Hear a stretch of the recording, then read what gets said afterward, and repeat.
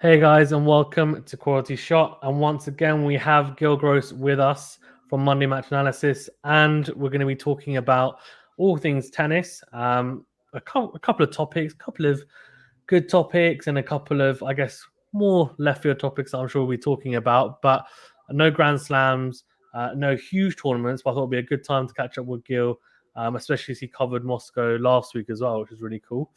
Gill, how you doing? Good, Faizan. Thanks for having me on again. Always good to be back. No problem at all. No problem at all. If anyone's wondering, Gil is not wearing the night court apparel that I thought he was. He's not the. It's not the outfit we've seen. It's Calvin Klein. Yeah. He's much more classy than that. So first of all, I guess let's start off with Moscow. I guess obviously you said that you're covering Moscow. I mean, a lot of the WTA stuff as well. How did you find it, and what were your, I guess, like what was your summary of the tournament as a whole? Big for Karatsev. Really big for Karatsev because he hasn't he hadn't been to a semifinal anywhere since Belgrade. Belgrade is kind of where I feel like he was look, obviously you had the Australian Open semifinal, but after what he did in I believe it was Dubai, and then what he did in Belgrade, it was kind of like, okay, this dude is a top 10 guy. He's here to stay. And what we've seen after that is, well, he might not be a top 10 guy. Where does he really fit in?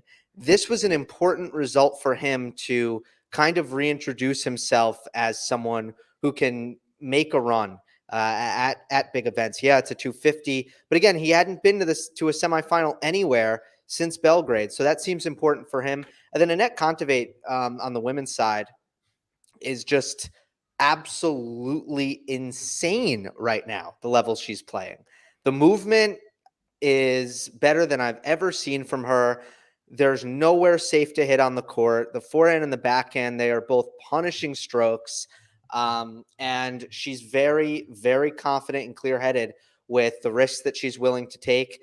A little bit Raducanu like at the Open with how she was playing. It's a suffocating style where you're taking it very early. You're moving well, but you're not necessarily defending, but you're covering the court and delivering power and taking time away off the ground. Kontaveit with an unbelievable week. And at the WTA level, that's a 500 event, not a 250 event. So now after winning Ostrava and Moscow, she's won both of the biggest indoor hard court events to date.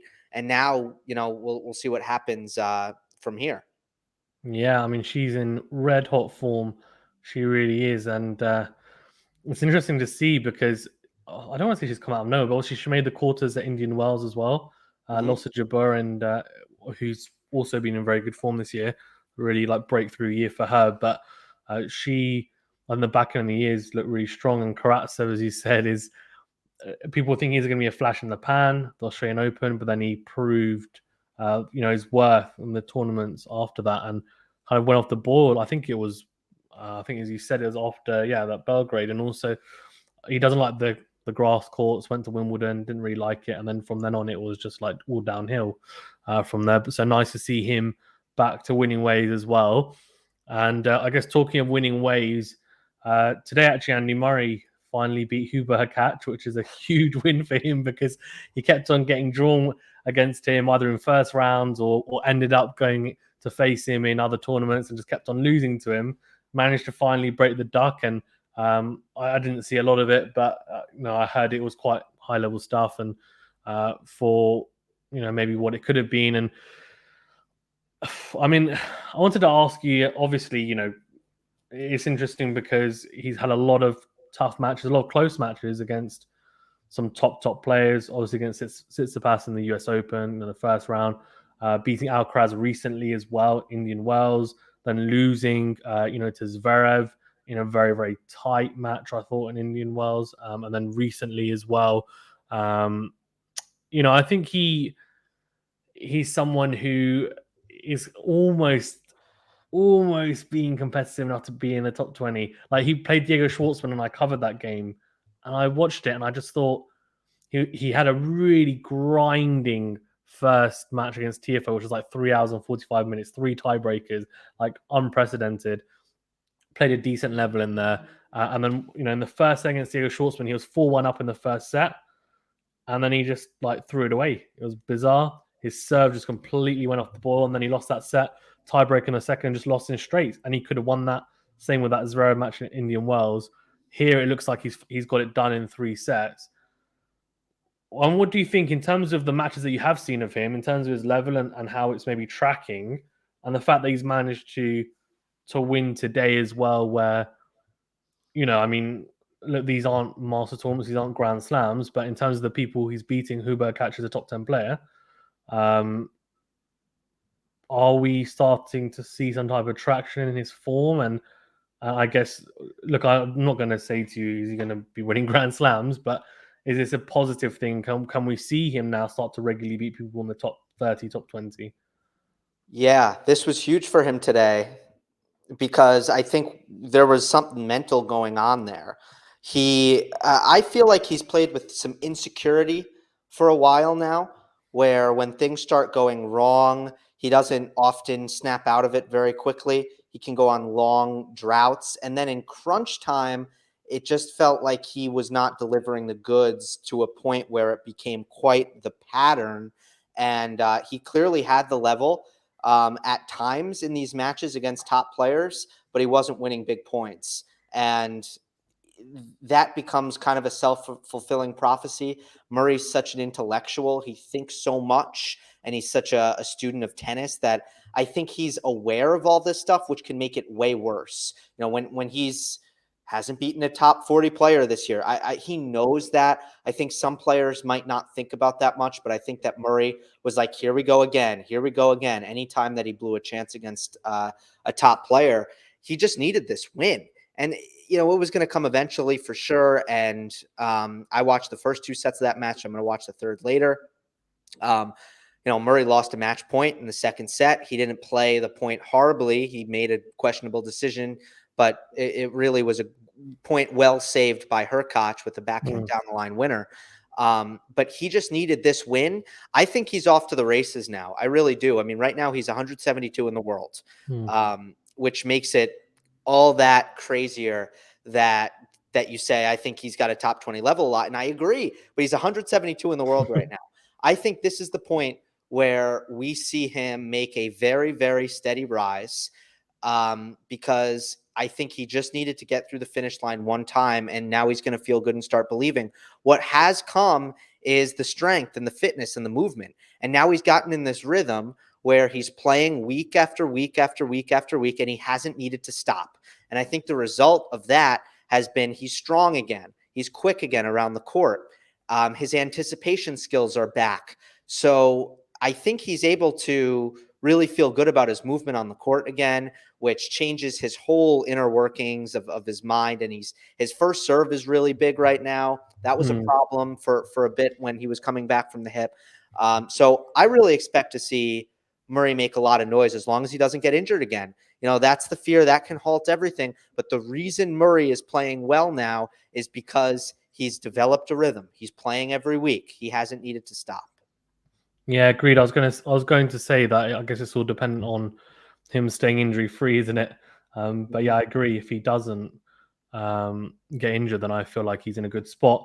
And his serving, I agree 100%. I mean, he went through like a pattern where I kept on watching Murray games, and he'd serve first, then he'd hit an ace down the tee from the juice side, which he just tends to love that serve. And I was like, this is really good to see, and it set the tone. And his second serve, which used to be a huge weakness, still not, I wouldn't say an elite second serve, but before from what I remember, it was around the 70 to 75, 78 mile per hour mark. Now we're looking at early 80s to at times 90, 95 miles an hour, which I feel like is a big, big plus. And people don't punish it as much, which I think is a big, big improvement. And he's had to improve it because that's the way the game's moved, and people are serving huge, especially, and on the second serves, people are not being as forgiving anymore. So that's a positive as well, I thought, from my point of view. And Leading on to another Brit, then Cam Norrie. I mean, how impressed have you been by his season so far? Huge win in Indian Wells. I mean, unprecedented. I think it was, what was it, 4 players outside the top 20. Never happened before, which is really cool to see. Some new faces. Obviously, Basilashvili was in there as well, and Fritz, and so that was really nice to see some different people in there. Schwartzman. Norrie beat Schwartzman 2-0, which is a very good performance. Made the final, obviously, and then performed really well in it. What are your thoughts on him? Can he be a top 10 player? I guess is the real question. Does he have the ability, do you think? And uh, I mean, how far can he go? I think he can be a top 10 player. I really do. And that's probably might be an unpopular opinion. I mean, there are obvious parts of his game that are different from what would normally be a top 10 player. He does not have he doesn't have massive weapons, and he looks a little funky out there. It doesn't look as fluid as some of the others. The backhand technique is weird, but Yeah, the backhand is good. The backhand is very, very strange for opponents to deal with. It's effective. I would argue the world number 2 has a lot of quirks and weird stuff. And, he fooled me when Daniil Medvedev, before the summer of 2019, when Daniil Medvedev had a ranking, between 25 and 40 for a little while there. I wasn't really a believer in him because I kind of wrote him off looking at his forehand and some of the way he played, mostly his forehand, if we're being honest. And I yeah. thought I don't think he's going to really turn into one of the elite players in the sport. Well, that stuff fools you sometimes, and I think you got to look past that. Norrie has unbelievable fitness. He will run and run and run, and it doesn't matter. He won't really get tired. It's an incredible attribute. He's consistent. He puts balls in the court. His depth is great on the backhand. He's very tactical on the forehand. And you know what? The forehand, yeah, it's not massive, but it's not such an underpowered weapon that he can attack with it. I think he certainly can. I think the serve is also very serviceable at this level. And he's a fighter, and he comes in with good game plans and he executes them. So there's really a lot to like there. This is a player who I think if he improves his return of serve, I think that there are really big possibilities for him. Mm. Yeah, agreed. I thought he did quite well in Wales, where in the final against Basilashvili, he wasn't making enough balls to Basilashvili's backhand, actually.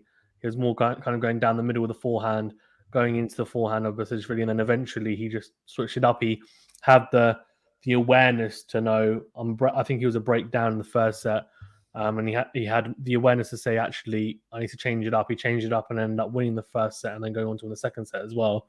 And I think his IQ is maybe a little bit underrated. I don't know what you think about that. It's really high. And yeah, the plan coming into the match was definitely to attack the Basilashvili forehand. Now, that is the side that is more unreliable for Mm, Basilashvili. It makes more errors. And both wings are really big, powerful shots from the Georgian. But what wasn't really working, that backhand cross court that stays very low, it wasn't creating the errors that I'm sure Norrie wanted yeah. it to create. And that's where he started moving the ball around the court more. Ultimately, I think he has had issues with his nerves, and he conquered them as that match went on. That was the key, because I don't think he was making enough balls consistently enough early in the match. You have to be very patient against Basilashvili.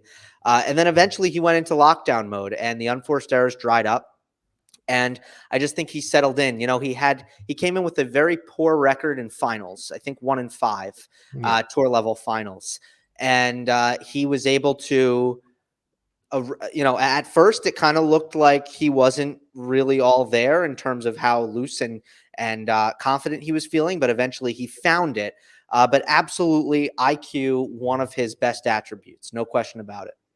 Yeah, agreed. How big does Basilashvili hit? It's unbelievable. Yeah. I was watching some of the matches at Indian Wells, and I think he hit this drive backhand from like a meter behind the baseline cross court, and Norrie like moved to get across, and he literally could not get anywhere near it. I was like, that is massive.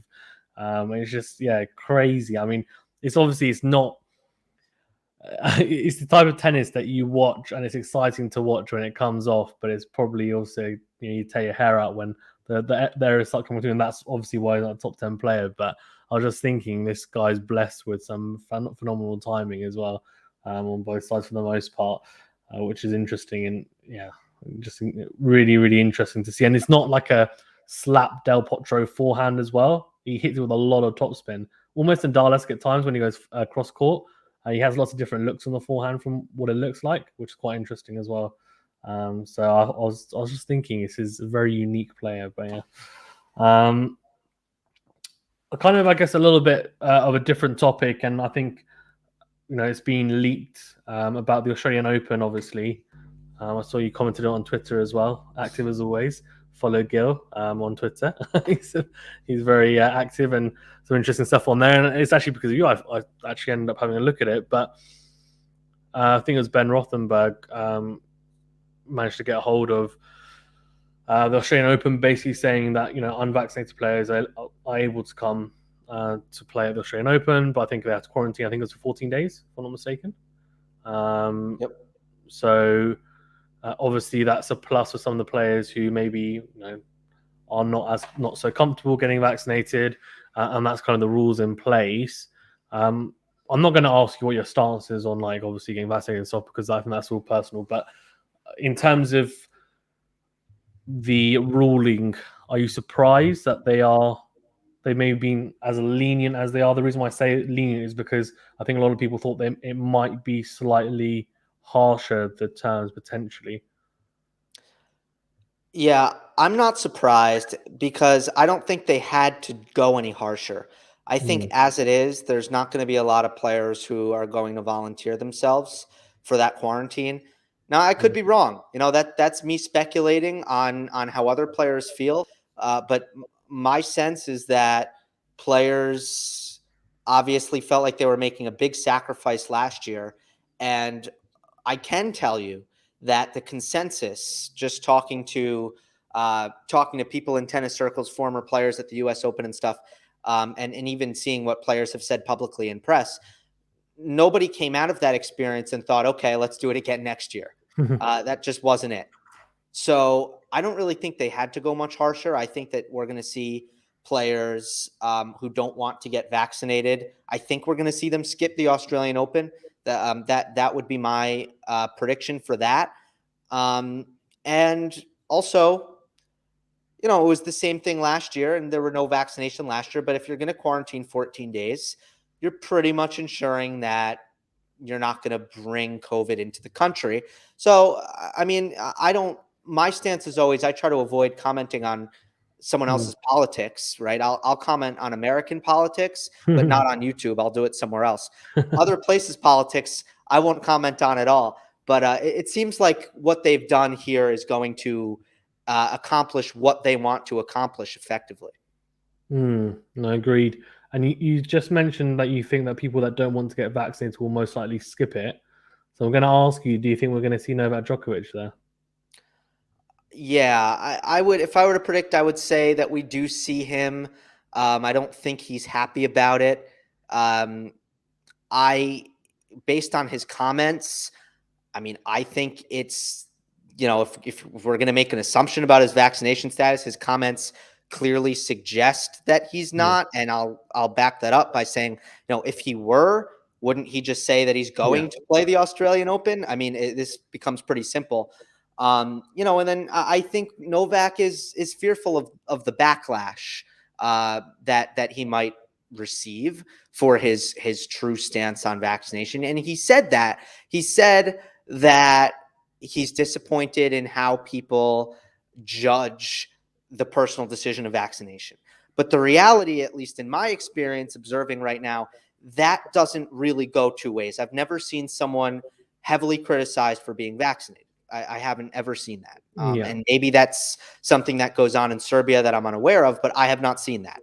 I've only seen people criticized for not getting vaccinated. And to me, the situation is simple. Novak is not saying how he really feels because he does not want to be criticized, which is a human thing.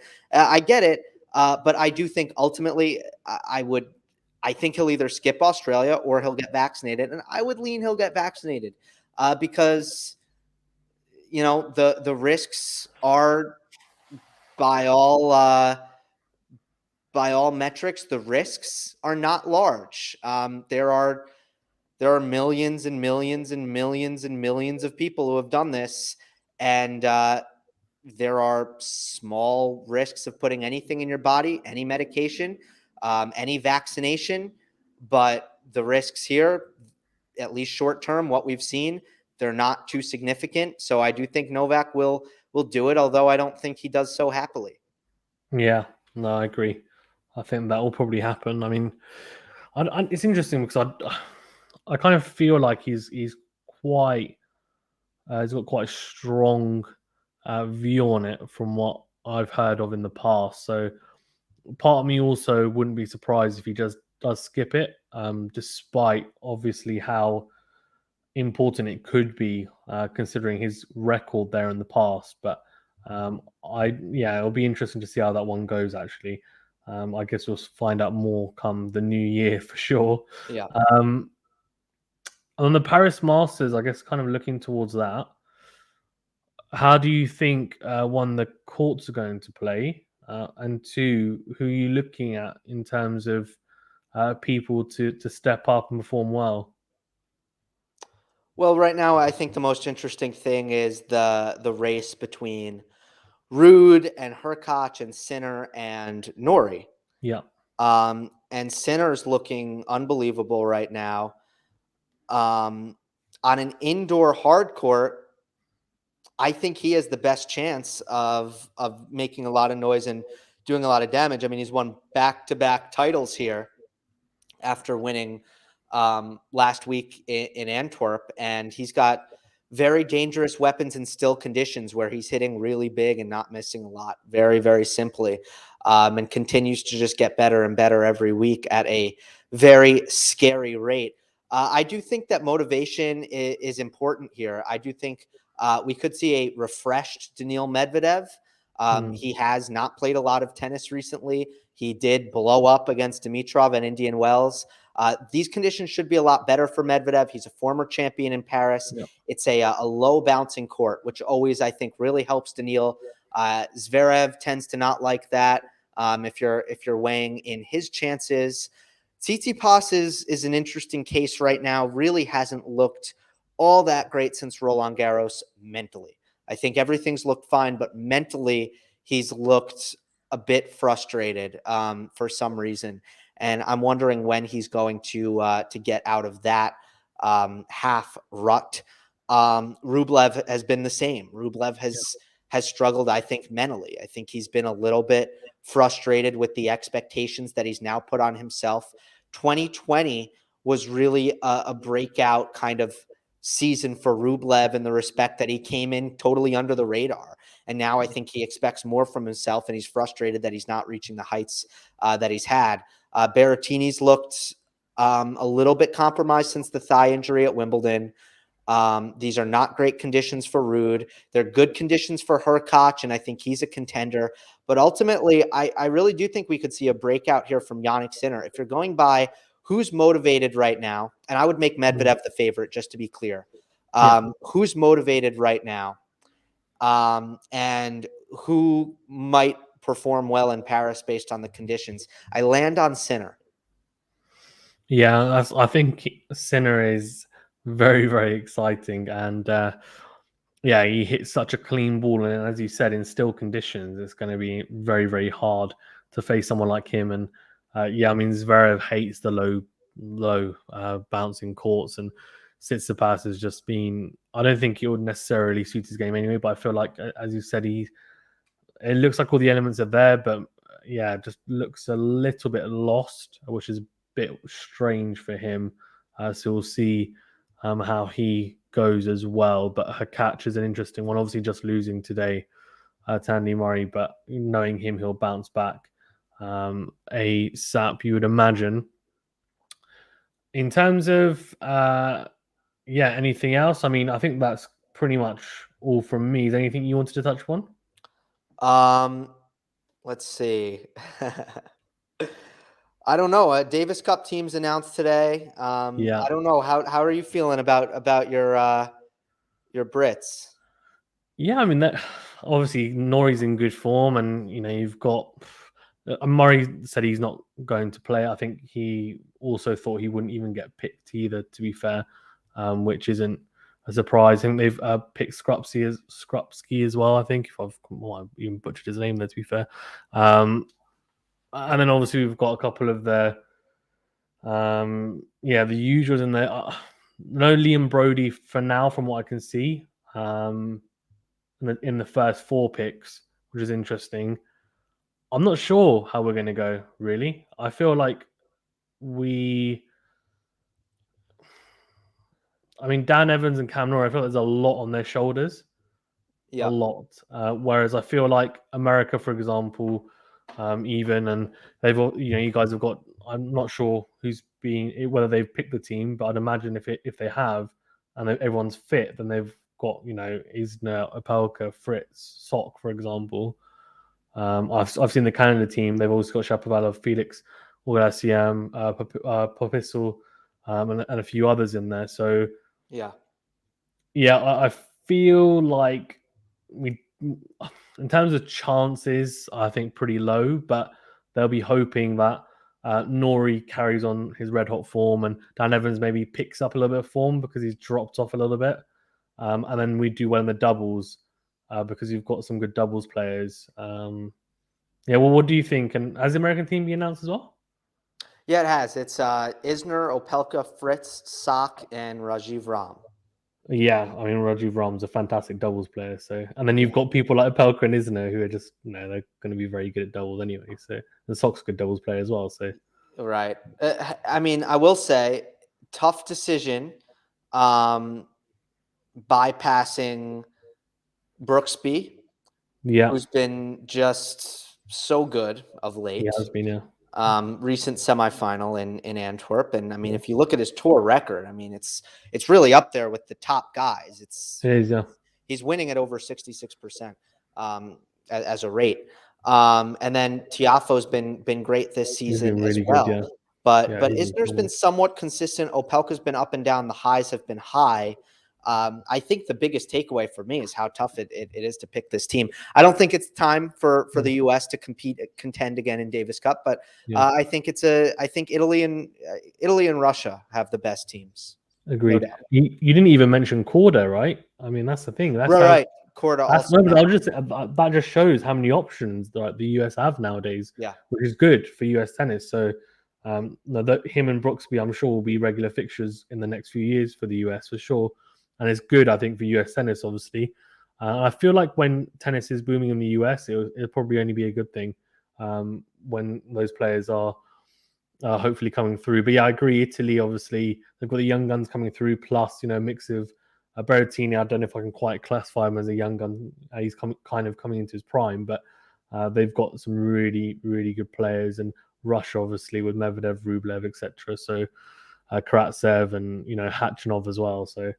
people forget he's Olympic got a silver medalist. So Yeah. they've got some phenomenal players in there. Spain, obviously, no Nadal, and they don't have your favorite as well anymore, Ferrer, who obviously used to compete in the Spain team either. So I'm not sure how well they'll do. In France have now got an aging side, haven't they, with like No Monfils and Yeah. Simon and those guys who Songa, for example, I don't even think he'd get into the side now. So yeah, I think it's definitely Russia or Italy's to lose, I would assume. But I think America dark horses. I'd say.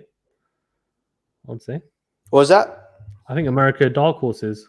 Oh, yeah. I think maybe. I think maybe. I love how Fritz is playing. That should be said. Yeah, I'm not sure about. I guess I don't know. It feels like it doesn't matter. It's not a team sport. It feels like with Isner and Opelka, you have two players who are a little bit capped. yeah. Now, like they run into someone who can handle the serve, and they're in a lot of trouble. So Yeah, no, I agree. No, I know what you mean. I know what you mean. But yeah, it'll be interesting for sure.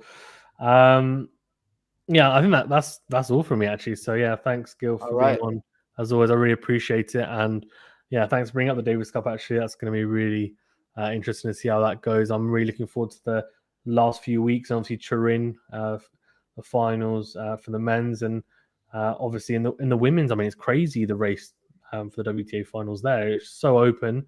I actually even forgot to mention Badosa winning in Indian Wells, which I thought was really good win as well. Yeah, apologies for anyone who's a Badosa fan, but she did really well in Indian Wells. But yeah, that's going to be really intriguing to see how that goes as well, leading into then a big 2022. I'd imagine with the Australian Open and all that's going on around that. Cool. Yeah, thank you very much, Gil, for being on, as I said, and guys as well. Thank you very much for tuning in. Please do remember to like and subscribe to the video. Please go and check out Gil's channel. Gill Gross Monday Match Analysis on YouTube. I'm sure pretty much everyone here is already subscribed. If you're not, do go and subscribe to the channel. I have some fantastic content on that and also guests as well. And do follow him on Twitter. I think it's Gill_Gross, if I'm not mistaken. And you can also listen to his podcast, not just on YouTube, but on any good podcast platforms as well. Monday Match Analysis. And for me, obviously, you can see QualityShot. We're on Instagram, Twitter, Twitch as well now. We've got a Discord channel, all sorts. Anything that you can think of, we're pretty much on it nowadays. But yeah, thank you very much, guys, and stay safe. Thank you.